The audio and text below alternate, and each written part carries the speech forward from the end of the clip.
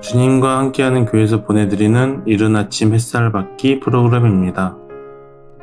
이 시간을 통해 하나님의 말씀에 나를 비춰보며 나 자신을 성찰하는 시간이 되시길 바랍니다.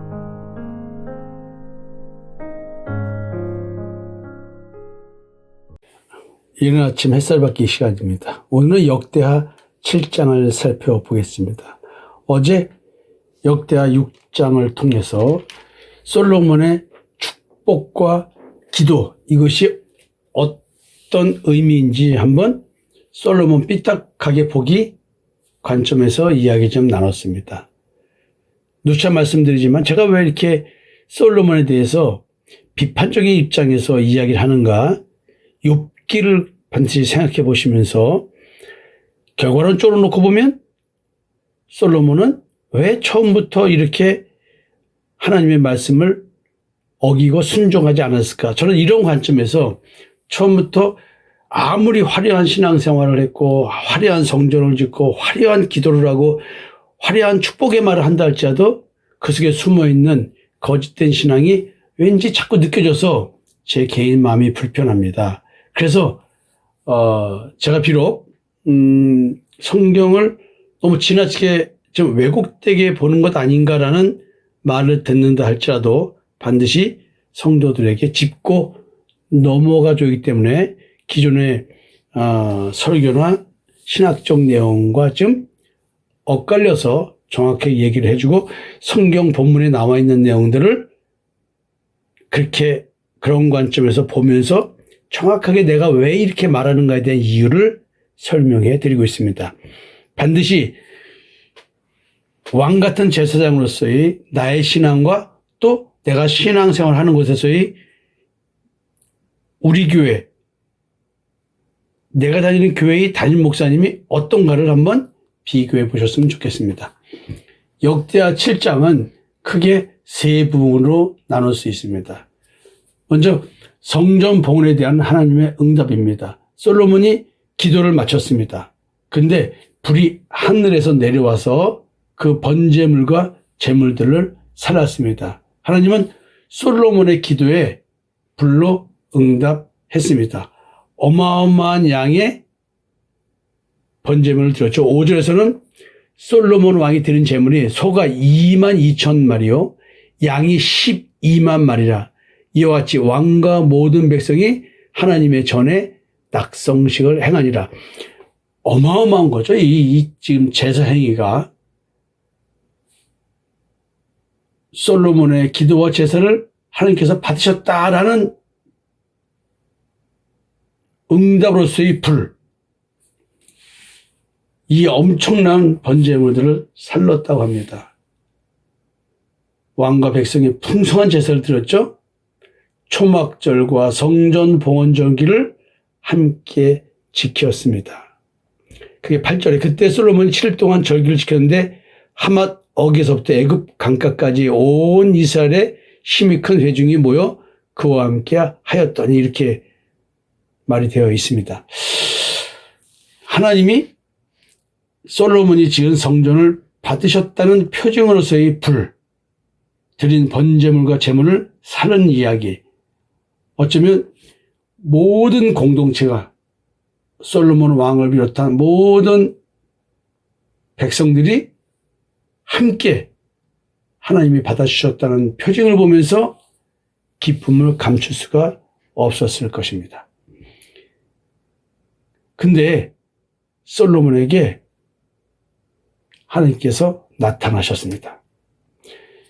11절에 솔로몬이 여호와의 전과 왕궁 건축을 마치고 솔로몬의 심중에 여호와의 전과 자기의 궁궐에 그가 이루고자 한 것을 다 형통하게 이르니라. 솔로몬이 생각한다. 이제 다 됐네. 내 성전도 이루고자 한 대로 짓고 하나님의 성전도 짓고 자기 궁궐도 짓고 기똥차게 잘 됐네. 이 말을 지금 한 거예요. 하나님께서 솔로몬의 기도를 들으시고 성전을 기도의 집으로 삼으셨다고 말씀하십니다. 밤에 여호와께서 솔로몬에게 나타났습니다. 내가 이미 네 기도를 듣고 이곳을 택하여 내게 제사하는 성전을 삼았으니 이렇게 얘기를 하십니다. 그리고 어떤 얘기를 하냐면 하나님은 기근, 메뚜기 전염병 같은 재앙을 허락할 수도 있다. 그러나 회개하는 자에게는 치유와 용서를 약속하신다. 하나님의 눈과 마음이 항상 그 성전에 머물 것이다. 솔로몬과 그 후손에게 다윗의 언약을 또 재확인해 주는 이야기.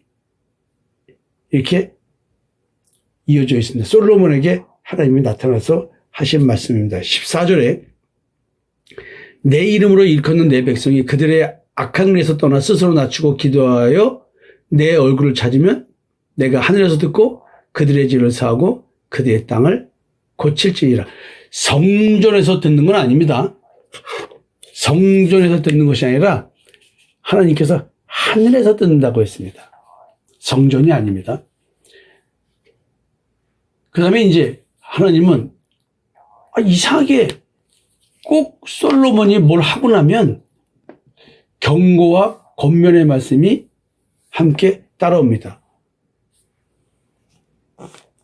19절에 그러나 너희가 만일 돌아서서 내가 너희 앞에 둔 내 율례와 명령을 버리고 가서 다른 신들을 섬겨 그들을 경배하면 자꾸 이런 예는 너 다른 신 섬기면 내가 준 명령대로 안 하면 율례와 명령을 저버리면 끊임없이 이런 얘기를 합니다.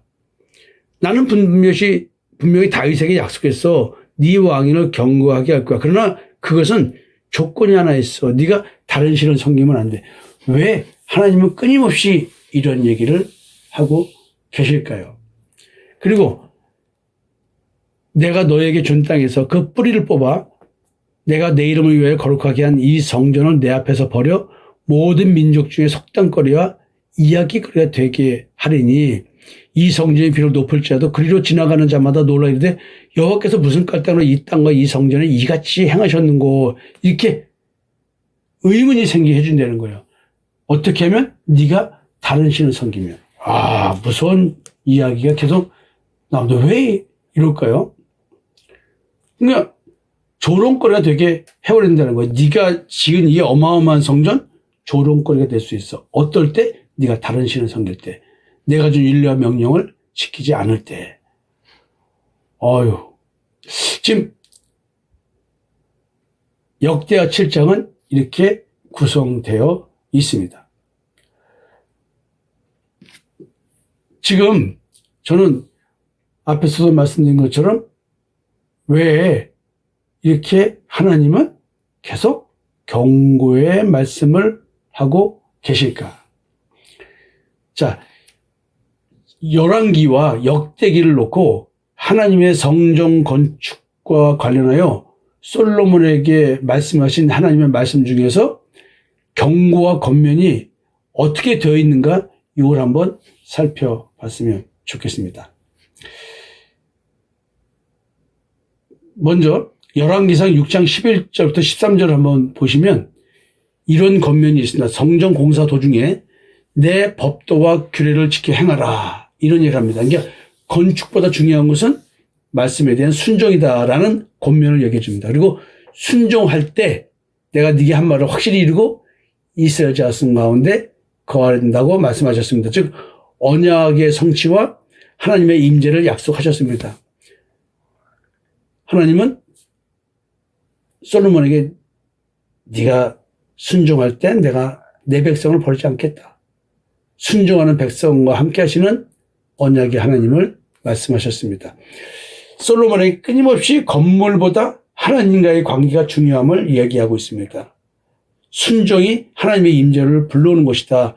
성전 건물이 아니다는 얘기를 끊임없이 하십니다. 열왕기상 9장 1절에서 5절, 역대하 7장 11절 18절 병행 구절인데요. 하나님은 솔로몬이 봉기도 후에 밤에 나타나셨습니다. 그리고는 내가 네 기도를 들었고 이 성전을 내 이름을 두는 곳으로 택했다 이렇게 말씀하십니다. 하나님이 성전을 인정하시고 기도 응답을 약속하십니다. 그리고 내 이름으로 일컫는 내 백성이 스스로 낮추고 기도하면 내가 그대의 죄를 사고 그대의 땅을 고치자. 이렇게 회개와 기도를 할 경우 회복과 용서를 약속하셨습니다. 은혜를 주시겠다고 약속하셨습니다. 또 계속해서 권면합니다. 내 눈과 내 마음이 항상 여기 있으리라.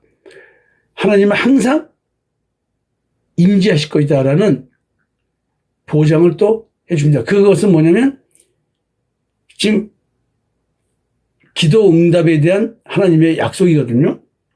그게 권면이 뭐냐면 순종하고 다른 신을 섬기지 말라, 이런 전제 하에서 계속 권면하는 겁니다. 또 다윗 언약을 제약을 합니다. 네가 내 앞에서 행하기를 네 아버지 다윗이 행하는 것 같이 하면 네 나라 왕위를 경고하게 해주겠다. 자꾸 조건적이지만 권면합니다. 아버지처럼 행하라. 왕조의 경검함은 네 순종에 달렸다. 끊임없이 하나님과의 관계를 얘기해 주고 있습니다. 성전 봉헌 후에 하나님의 응답과 권면이 이렇게 있었고요. 그 다음에 또 성전 봉헌 후에 불순종에 대한 경고를 하고 있습니다. 열왕기상 9장 6절에서 9절, 역대하 7장 19절에서 22절 내용들입니다. 경고를 하시는데 율례와 명령을 버릴 때 너희가 만일 돌이켜서 내가 너희 앞에 둔 율례와 명령을 버리면, 이렇게 율례와 명령을 버릴 때 불순종은 하나님과 맺은 언약이 파기된다는 얘기를 합니다. 그 다음에 가서 다른 신을 섬기며 그들의 절하며, 즉 우상 숭배하면 하나님 외에 다른 신을 섬기게 되면 파멸로 이어질 거라는, 그러면서 배교의 심각성에 대해서 계속 경고를 합니다. 그러면서 내가 그들에게 준 땅에서 뽑아내고 이 성전을 버리며, 즉 불순종하면 이렇게 한다는 거예요. 성전을 파괴시키고 나라를 멸망시키겠다. 그래서 다른 신을 섬기면 타국의 조롱거리가 되게 만들어준다는 거예요. 하나님의 백성이 니들이 어떻게 했길래 하나님이 니들에게 이랬냐라고 열방의 조롱거리가 되게 한다는 것입니다. 그리고 경고의 이유를 정확하게 얘기해 주는 거예요. 그들이 자기 하나님 여호와를 버리고 다른 신을 섬겼다. 심판의 이유는 다른 게 아니었어요. 하나님을 버린 불순종과 우상숭배였습니다. 하나님의 율례와 명령을 따르지 않은 불순종, 즉 다른 신을 섬기지 말라고 했는데 우상숭배였습니다. 그래서 성전 존재 자체는 특별한 의미가 없는 겁니다. 그건 표징이니까, 의미이니까. 따라서 하나님의 성전의 존재보다 하나님 자신께 순종하는 것, 관계를 맺는 것, 그래서 하나님의 성전을 통해서 하나님과의 관계를 올바른 것, 이게 중요하다는 얘기를 끊임없이 하고 있습니다. 그래서 하나님은 지금 끊임없이 건축 중에도 말씀하셨고 봉헌 후에도 권면과 경고를 계속 하고 있습니다. 권면의 핵심은 결국 순종과 회개를 통해 하나님은 성전과 백성과 왕조를 지켜주시는데, 네가 만약에 불순종하고 우상 숭배하면 성전은 붕괴되고 파괴되고 너와 맺은 언약은 파괴되고 너희들의 민족은 멸망으로 이루어질 것이다. 이렇게 얘기를 하고 있습니다. 따라서 성전은 하나님의 인재의 상징이지만 그 건물로서의 존재 근거는 하나님과의 언약적 관계에서의 순종이 있다. 즉 하나님과의 관계성이 눈에 보이는 현실의 그 어떤 것도 유지하는 거지, 그것이 하나님과의 관계를 유지시켜 주지는 못한다는 얘기를 하고 있습니다. 그래서 하나님은 왜 지속적으로 솔로몬에게 경고와 권면을 하실까, 이런 고민을 또 해봐야 되겠죠. 저는 이제 끊임없이 그 솔로몬의 신앙에 대해서 의심을 갖고 있었습니다. 그래서 계속 근거를 대면서, 성경 근거를 대면서 문제가 있다는 얘기를 하고 있습니다. 솔로몬의 신앙, 어찌 보면 겉보기는 겸손과 헌신 같습니다. 그래서 그 말로는 하늘과 하늘들의 하늘이라도 주를 용납하지 못하거든 하물며 내가 건축한 이 성전이오리까라고 참으로 성전보다 하나님을 높이는 겸손한 신앙 고백을 하지만 뭔가 솔로몬의 마음속에는 교만, 이런 것들이 있는 것 아닌가. 왜? 하나님은 끊임없이 이렇게 고백할지라도 자꾸 조건적인 경고와 권면을 하고 계십니다. 그래서 솔로몬은 성전을 건축함으로써 자기 신앙을 성취했지만 결국 형식화된 신앙으로, 계속 제도화된 신앙으로 기울어졌습니다. 하나님과의 관계는 별로 관심이 없었습니다. 하나님보다 세상적으로 성공한 정치로 안정을 추구하는 그런 왕이 되기를 더 원했던 것 같습니다. 신앙도 종교도 그걸 위해서 이용된 것으로 느낄 수밖에 없습니다. 하나님의 경고는 돌아오라고 하는 끊임없는 하나님의 사랑의 표현이었습니다. 그렇지만 결국 솔로몬이 여호와의 눈앞에서 악을 행했다고 성경은 열왕기상 11장 6절을 말하고 있습니다. 여호와를 온전히 따르지 아니하였다고 얘기합니다. 어쩌면 화려한 말 속에서 있었지 진짜 신앙은 아니었던 것 아닌가, 이런 생각을 해봅니다.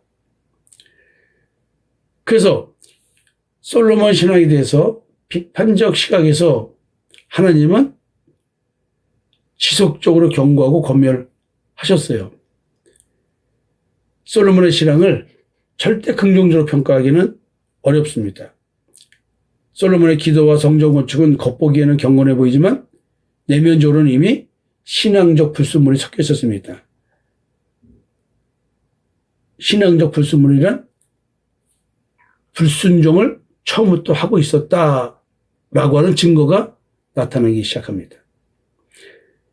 솔로몬의 기도의 중심은 하나님이 아니라 자기 통치의 정당화에 가깝습니다.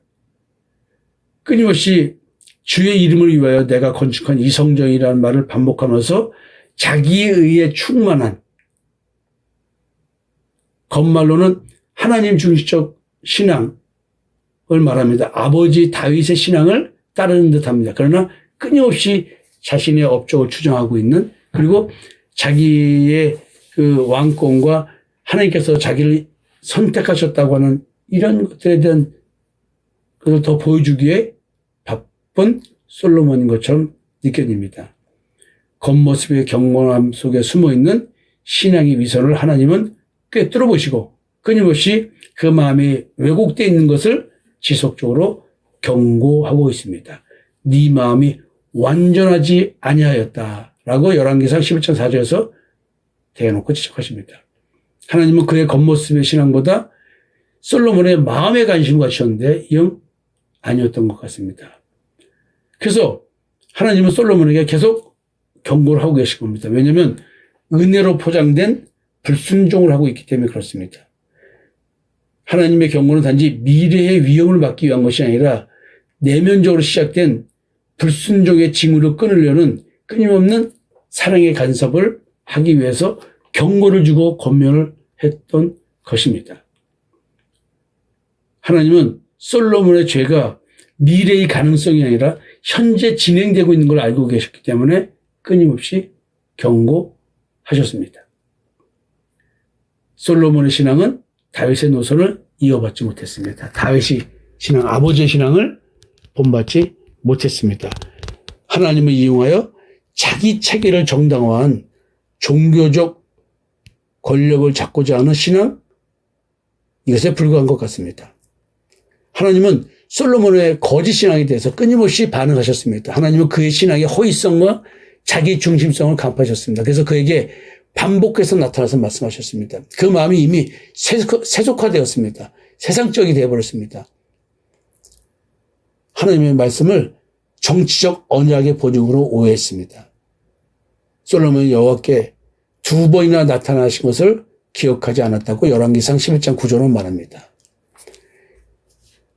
아무리 나타나서 얘기해도 영적 무감감을 갖고 있는 무감각한 솔로몬이었습니다. 하나님의 경고를 우습게 여긴 것 아닌가 생각합니다. 많은 분들은 계시의 점진성을 가지고 솔로몬을 옹호하는 이야기를 합니다. 그러나 저는 그렇게 보지 않습니다. 하나님은 시대마다 다른 하나님이 아닙니다. 항상 동일하신 하나님입니다. 하나님께서 점진적 계시를 통해서 말씀하시나 물론 그렇게 볼 수도 있습니다. 그러나 성경을 가만히 보면 히브리서의 믿음장을 보면 전부 다 믿음으로 그렇게 말합니다. 그러니까 다윗은 그 믿음을 갖고 있었습니다. 그러니까 솔로몬이 그 믿음을 몰랐던 거겠죠. 그래서 솔로몬은 다윗의 신앙 유산을 받았고 하나님의 율법과 언약의 말씀을 이미 알고 있었지만 그럼에도 불구하고 정략견이라든가 병마 축적이라든가 철목이 수입 등이라든가 이런 것들을 놓고 보면 세속적 정책을 하나님이 하지 말라는 것을 율법에서 하지 말라는 것을 의도적으로 하는 걸 보면 이미 솔로몬은 의도적으로 율법을 어기고 있는 거 보니까 시대적 미석순 때문에 점진성 때문에 그런 것이 아니라 원래 솔로몬은 신앙이 잘못되어 있다라고 말할 수밖에 없습니다. 하나님의 경고의 본질은 솔로몬의 위선을 폭로하기 위한 것입니다. 그래서 내 앞에서 행하라, 다른 신을 섬기지 말라, 내 이름을 두리라, 내 백성이 스스로 낮추고 이렇게 겉이 아니라 마음에 대한 얘기를 하고 있고 신앙의 타협을 경계하고 있었고 성전의 주인은 인간이 아니라 하나님이라는 얘기를 하고 있었고 진정한 하나님 앞에서의 십자가 앞에서의 회개만이 하나님과의 올바른 관계를 회복하는 거라는 얘기를 끊임없이 경고를 통해서 말씀하고 계셨습니다. 따라서 하나님께서 솔로몬에게 경고와 권면을 지속하신 이유는 솔로몬의 신앙이 처음부터 자기중심적이며 거짓된 방향을 가지고 있었기 때문입니다. 하나님은 그 거짓 신앙을 폭로하고 그래서 이제 솔로몬이 하나님 앞에 진정으로 회개하게끔 하기 위해서 계속 은혜를 주기 위해서 계속 개입하고 계셨습니다. 근데 솔로몬은 그 경고를 하나님의 사랑으로 받지 않았습니다. 그냥 하나님의 임재를 자기 왕권을 보증해 주는 걸로 써먹었을 뿐입니다. 결국 하나님의 관계는 왜곡된 관계이기에 우상숭배로 무너지게 됩니다. 하나님의 경고는 솔로몬을 사랑하셔서 계속 조건부적인 이야기를 했습니다. 하나님의 지속적인 경고와 권면은 솔로몬을 무너뜨리기 위한 심판의 말씀이 아니라 그의 거짓된 신앙, 그 가면을 벗기기 위한 위선을 벗기기 위한 노여움의 표현이었습니다. 여러분, 근데 솔로몬은 왜 아버지 다윗의 신앙을 본받지 못했을까요? 제가 이런 가정을 해봅니다. 어머니 밧세바가 자기가 사랑했던 그 멋진 우리아 장군의 이야기를 솔로몬에게 하지 않았을까요? 그러면 솔로몬은 왕 다윗인 그 아버지의 인격이 아무리 하나님 마음에 합한 자라고 할지라도 믿어줬을까요?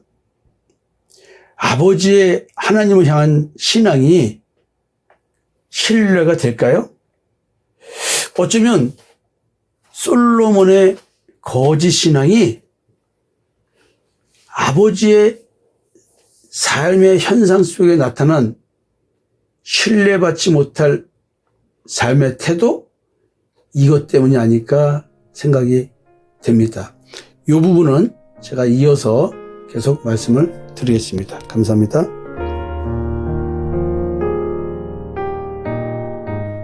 지금까지 이른 아침 햇살 받기 프로그램이었습니다. 오늘 하루도 믿음 안에서의 삶을 누리시는 여러분이 되시기를 기도합니다.